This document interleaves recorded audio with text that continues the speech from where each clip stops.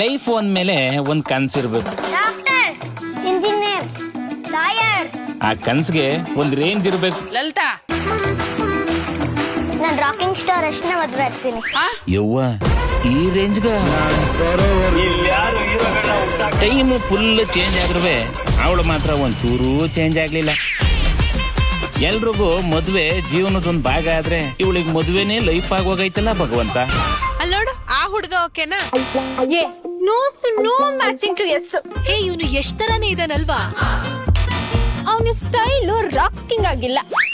ಇವನು ಓಕೆನಾ? ನೋ ದಾಡಿ, ನೋ ಮ್ಯಾನ್. ಈ ಲಲಿತನ್ ಸ್ವಲ್ಪ ಓವರ್ ಆಯ್ತಲ್ವಾ? I only look this much. ಇನ್ ನನ್ ಹೀರೋ ಹೇಗಿರ್ಬೇಕು? ಜೀವನನೇ ಒಂದ್ ಸಿನಿಮಾ ಅನ್ಕೊಂಡ್ರ ಇವಳು ಕನ್ಸಿನ ಹೀರೋ ಇವಳಿಗೆ ಸಿಗ್ತಾನ. ಬರ್ತೈತೆ ಹೊಸ ಕತೆ. ಜೈ ಲಲಿತಾ ಶೀಘ್ರದಲ್ಲಿ.